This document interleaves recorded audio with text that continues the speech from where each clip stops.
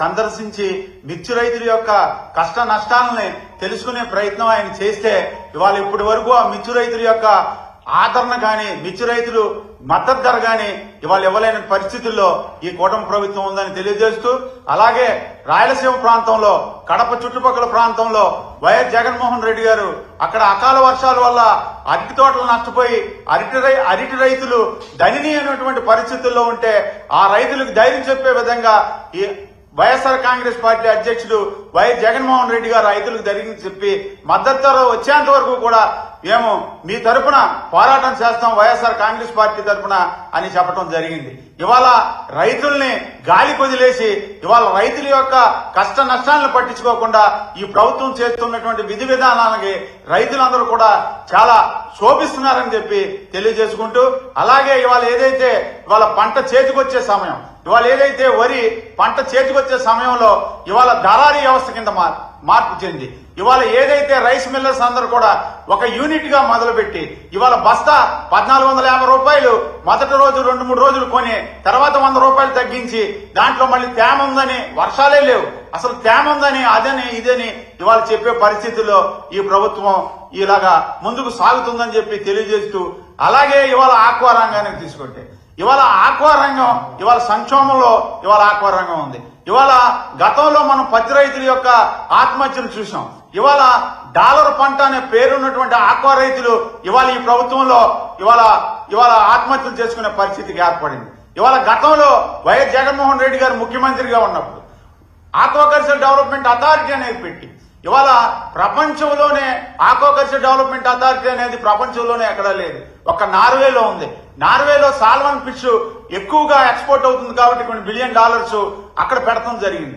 ఇవాళ demand supply మీద ఆధారపడి ఉన్నటువంటి ఈ ఆక్వా రంగాన్ని జాగ్రత్తగా ముందుకు తీసుకెళ్లాలి అని ముందు చూపుతో అప్పటి ముఖ్యమంత్రి వైఎస్ జగన్మోహన్ రెడ్డి గారు ఆక్వాకల్చర్ డెవలప్మెంట్ అథారిటీ అనేది పెట్టి ఫీడ్ యాక్ట్ గాని, సీడ్ యాక్ట్ గాని, ఇవాళ హ్యాచరీ యాక్ట్ గాని ఇవన్నీ కూడా ఒక గడుపు కిందకు తీసుకొచ్చి ఇవాళ ఆక్వా రంగాన్ని ముందుకు తీసుకెళ్లే విధంగా కోవిడ్ టైంలో ఇవాళ దళారీ వ్యవస్థ కింద ఈ యొక్క ప్రాసిక్యూట్ ప్లాంట్లందరూ కూడా దళారీ వ్యవస్థ కింద తయారై కేజీ 100 కౌంటు 80 రూపాయలు 90 రూపాయలకు అమ్మే సమయంలో దిక్కుచోని పరిస్థితుల్లో ఆక్వా రంగం ఉన్నప్పుడు వైఎస్ జగన్మోహన్ రెడ్డి గారు పెద్ద మనసుతో ఇవాళ ఆ రోజు ఇవాళ ప్రభుత్వ రేటును ఫిక్స్ చేసి 100 కౌంట్ కేజీ 180 రూపాయలు రేటు ఫిక్స్ చేసి ఆ 180 రూపాయలు తగ్గకుండా ఎంతో పెద్ద మనసుతోని ఇవాళ కోవిడ్ టైంలో కూడా ఆదుకోవడం జరిగింది.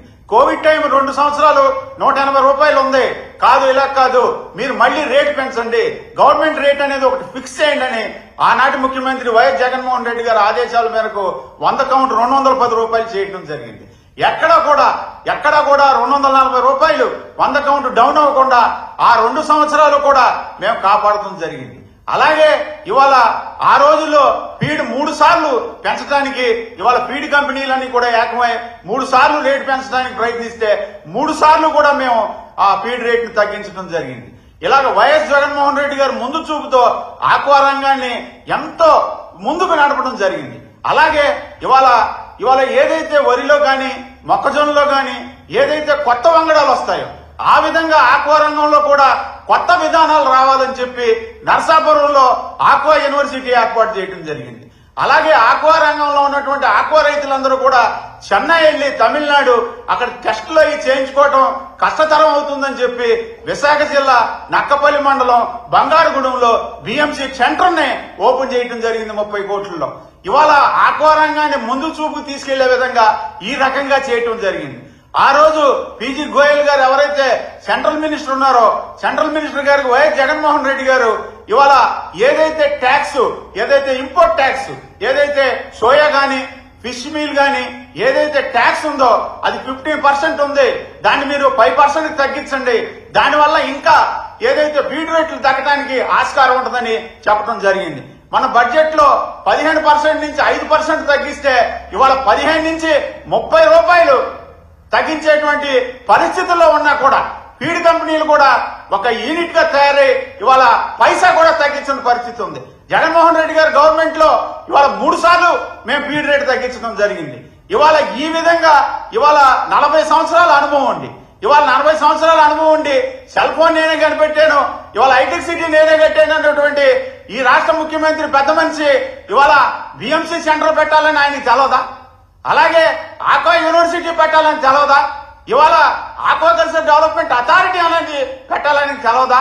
ఇవాళ వైఎస్ జగన్మోహన్ రెడ్డి గారు ముందు చూపుతో ఈ కార్యక్రమాలన్నీ ముందుకు తీసుకెళ్లి ఆక్వా రంగాన్ని ఒక పటిష్టమైనటువంటి పరిస్థితుల్లో తీసుకుని వచ్చారు. ఆ టైంలో కూడా రేట్లు హెచ్చుతగ్గులు ఉండేవి. ఒకసారి అది డిమాండ్ సప్లై మీద ఉంటుంది కాబట్టి హెచ్చుతగ్గులు ఉండదని చెప్పేసి మరి జగన్మోహన్ రెడ్డి గారి దృష్టికి తీసుకెళ్లినప్పుడు జగన్మోహన్ రెడ్డి గారి ఎంక్వైరింగ్ కమిటీ అని మంత్రులు, కేబినెట్ మంత్రులతో కమిటీ వేసి 15 రోజులకు ఒకసారి మానిటరింగ్ చేయమంటం జరిగింది. అలాగే ఆనాటి ముఖ్యమంత్రి వైఎస్ జగన్మోహన్ రెడ్డి గారి ఆదేశాల మేరకు ఇవాళ డిమాండ్ సప్లై మీద మనం ఆధారపడి ఉండకూడదు, ఇవాళ లోకల్ కన్జ్యూమ్ మార్కెట్ ని మీరు పెంచాలి, లోకల్ కన్జ్యూమ్షన్ బాగా పెంచాలనే ఉద్దేశంతో ఫిష్ ఆంధ్ర అనే పేరుతో ప్రాన్ అండ్ ఫిష్ ఫెస్టివల్స్ ఈ రాష్ట్రంలో 22 సార్లు ఇవాళ ఫిష్ అండ్ ప్రాన్ ఫెస్టివల్ పెట్టడం జరిగింది. దానివల్ల డొమెస్టిక్ మార్కెట్ ని బాగా డెవలప్ చేసి ఇవాళ ఇంటింటికి కూడా ప్రాను, రొయ్య అందజేసే కార్యక్రమం చేసి డొమెస్టిక్ మార్కెట్ ని డెవలప్ చేయడం జరిగింది. అలాగే ఎన్నో విధాలుగా ఇవాళ ప్రాన్ అండ్ ఫిష్ ఫెస్టివల్ అని చెప్పేసి 18 సార్లు ఈ రాష్ట్రంలో ప్రాన్ ఫెస్టివల్స్ పెట్టి, ఫిష్ ఫెస్టివల్స్ పెట్టి ఇవాళ చెందడం జరిగింది. అలాగే నాగాలాండ్, అస్సాంలో ఇవాళ మన ఫిష్ ఏదో మన ఫిష్ లో ఏదో కలుపుతున్నామని చెప్పి దుష్ప్రచారం చేస్తే ఇవాళ రోడ్లమ్మట కొన్ని వేల టన్నులు ఆగిపోయే పరిస్థితి ఉంటే జగన్మోహన్ రెడ్డి గారి చొరవతో అప్పుడు కేంద్ర ప్రభుత్వంతోని, మేఘాలయ గవర్నమెంట్ తోని, అస్సాం గవర్నమెంట్ తో మాట్లాడి 24 గంటల్లో ఆ చేపల లోడ్లన్నీ కూడా ఆ రాష్ట్రానికి తీసుకెళ్లి అక్కడ అమ్మకాలు చేయడం జరిగింది. ఇలాంటి ముందు చూపుతో ముందుకు తీసుకెళ్లినటువంటి జగన్మోహన్ రెడ్డి గారు ఆయన పరిపాలించిన టైంలో 2-3 సంవత్సరాలు మనకు కోవిడ్ ద్వారాగా పోయినా కూడా మెయింటైన్ చేసుకుంటూ ఆక్వా రంగాన్ని ఎంతో ముందుకు తీసుకెళ్లి ఆక్వాకల్చర్ డెవలప్మెంట్ అథారిటీ ద్వారా ఇవాళ చైనా నుంచి, అలాగే థాయిలాండ్ నుంచి అక్కడ వైరస్ వచ్చినటువంటి సీడ్ ఇక్కడికి వస్తే ఇక్కడ మేము ఆక్వాకల్చర్ డెవలప్మెంట్ అథారిటీ ద్వారా ఆ సీడ్ అన్నింటిని కూడా ఇమ్మీడియట్ గా 24 గంటల్లో సీజ్ చేసి రైతుకి మేలైనటువంటి సీడ్ ఇవ్వడం జరిగింది.